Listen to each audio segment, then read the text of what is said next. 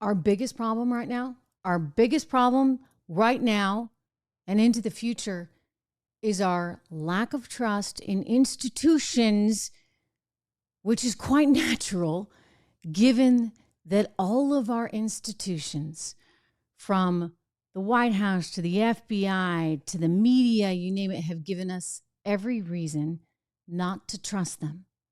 And news events as of late keep contributing to this lack of trust in a way that really should cause us all to worry about the future direction of this country. Hello, welcome to the program. I am Trish Regan. Great to have you here as always. Do me the favor of making sure that you subscribe to the audio version of the podcast on Apple iTunes or on Spotify, wherever you get your podcasts.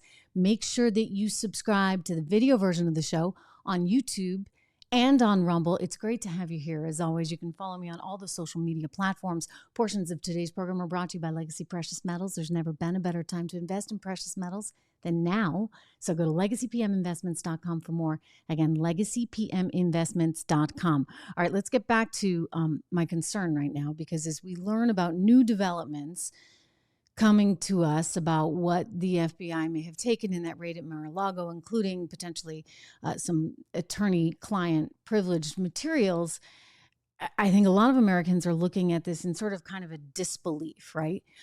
One would want to assume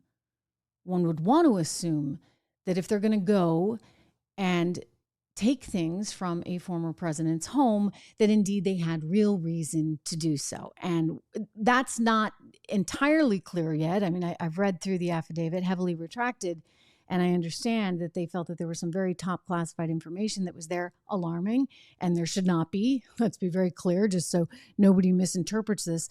There should not be any top secret information outside of the location where it's supposed to be under top secret. I mean, this is bizarre to me. I don't know how the heck they got the stuff out of the place, out of the White House to begin with. I mean, where's everybody that's supposed to be guarding it, right? That is pretty disturbing and concerning, and it should have us all rather worried. But that aside, we're on like a hope and a prayer here, right? We have to hope and pray that this is not a repeat of what we saw with the dossier that turned out to be just disinformation from the other side. I mean, imagine that. It was all American political disinformation from the other side. So the FBI doesn't necessarily have the best track record. Now we're going into this whole thing. And on top of it, this is like the icing on the cake, we learned from Mark Zuckerberg that the FBI had spoken to Facebook because they were worried about disinformation and wrong sort of intel from foreign sources coming via their platform as we went into the 2020 election. So consequently, Facebook took it upon itself to basically suppress certain stories that they felt might be in line with what the FBI was thinking. I mean, it's all like really, really kind of weird stuff.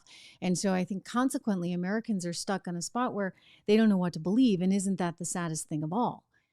Because our system has become so flawed, and I blame a lot of the big tech giants in Congress for this, because they haven't figured out any way to regulate these guys. And it's been like the wild, wild west, where these technology companies are not responsible like a publisher would be. Yet they're acting like publishers. And even worse, in some cases, this may be a total violation of our First Amendment, because it looks like the government is in there telling them to act like publishers. So it just makes it very hard to know in this environment. And I say this as a journalist who always is just on this quest for what's true and what's right and wants to balance everything out, both sides, right? I mean, if it sounds a little too crazy, it probably is. And that was, by the way, my thinking on the dossier when it originally came out. It read like a piece of, it read, frankly, like the National Enquirer. It didn't read like any kind of real intelligence. It read like a hit job from another side. And I think that's, partly my training. I look at that and say, okay, well, could this be real? If I'm part of our intelligence services in the government, wouldn't I look at that and say, this reads a little funny. Let me go and check it out with my own sources, my very own sources, rather than relying on this thing. And that's not happening. It's not happening enough. And the American people have clued into that. And so now they're like, well, wait, what are you doing now? And that's where we find ourselves at present. Plus the fact that we're kind of in just a screwed up world, right? An economy that's stumbling, inflation that's still out of control, a border situation that cannot be managed. You've got people concerned about the president in terms of his age.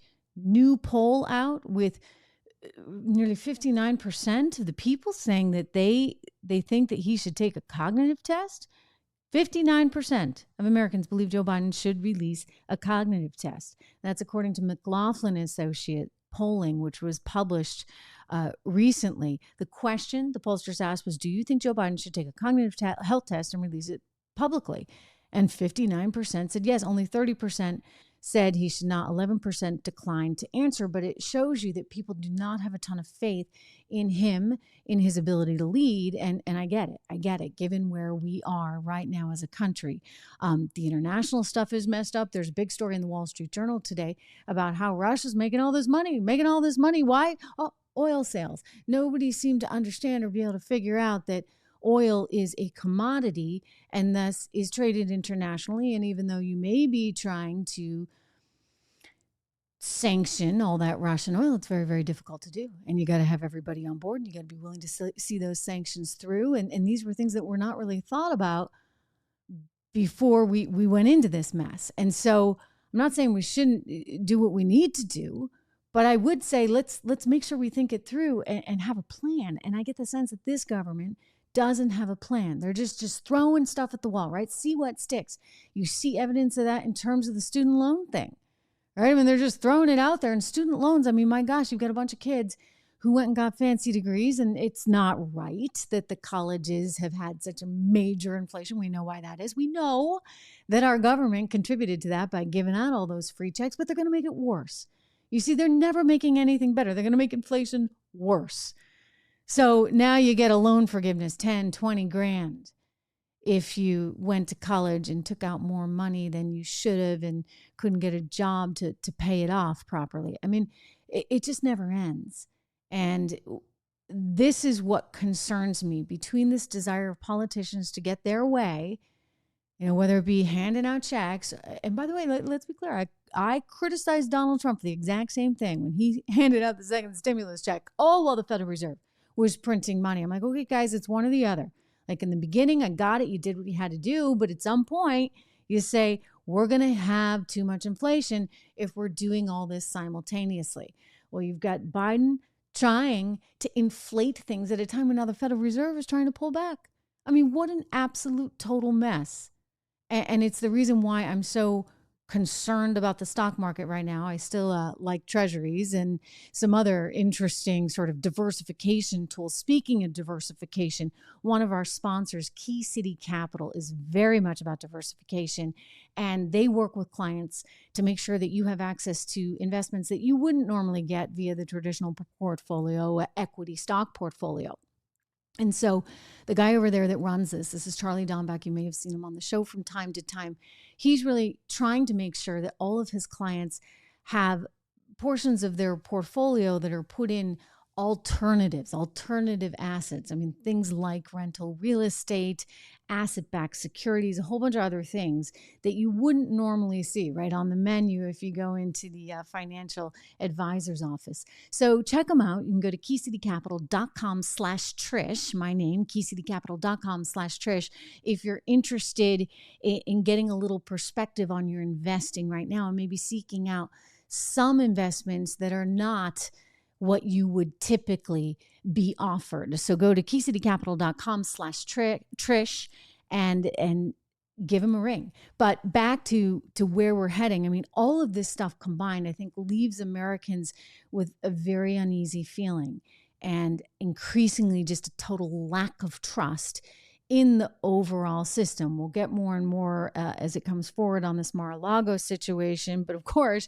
now the former president is saying, hey, I was cheated out of 2020. I was cheated because there was this total suppression of a story that turned out to be true regarding that whole laptop thing. Whether or not that would have won the election for him, that's an interesting question. And I'd be interesting to see a lot of poll data on that. But nonetheless, he's going to promote this, similar to Hillary Clinton saying, oh, well, the Russians, they won it for Donald Trump. I mean, that was a narrative, let's be very clear, that was out there in 2016 after she won.